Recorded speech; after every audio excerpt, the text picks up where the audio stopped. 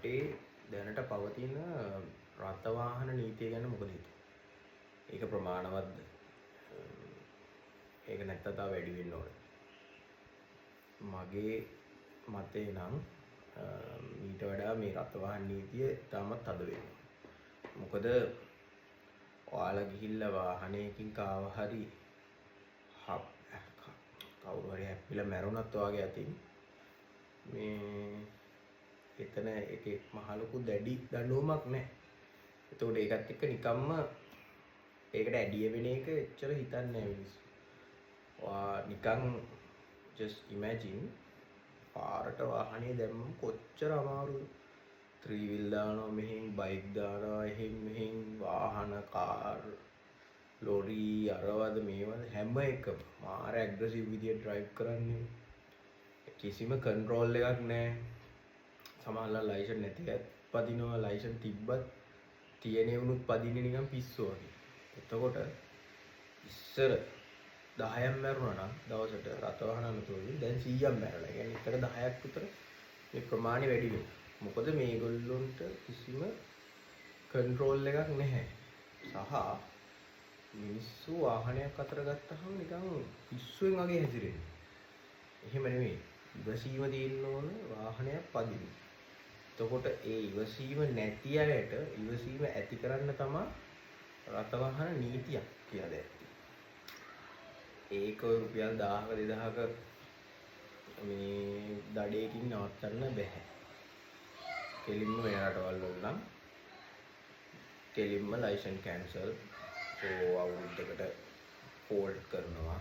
ඒ වගේ දැඩි දඬුවම් තියෙනවා. ඒකට මේ දඬුවම් වලට බය නිසා තමයි ඒ රටවල මිනිස්සු තෝවා නොකර ඉන්නේ. නැතුව එයාලටත් ඒක මේ අපි වගේම තමයි මේ මිනිස්සු උන්ටත් ඒක කරන්න ඕනේ. උනුත් නිකන් පිස්සු වගේ හැසිරෙන්න කැමති.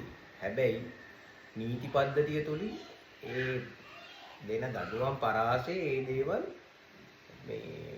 ඒ දේවල් ඇති කරලා ඒගොල්ලෝ ඒ නීති තුලින් මේ මිනිස්සුන්ව හෝල්ඩ් කරන් ඉන්නවා.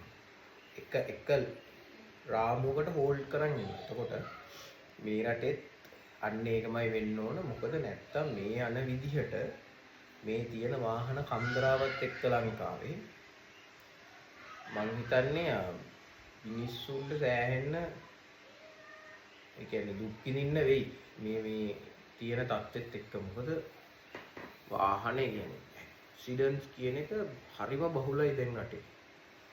කොහේ බැලුවත් හප්ප ගන්නවා මිනිස්සේ. නිවුස් දාලා බලන්නකො දවසට නිවුස්ම කීයක් කියනවද මිනිස්සු කොච්චර ඇක්සිඩන්ට්ස් වලින් මැරලාද කියලා. ඒ කියන්නේ වාහන තියෙන්නේ ගිහිල්ලා මිනිස්සුන් ඇක්සිඩන්ට් කරලා මරන්නද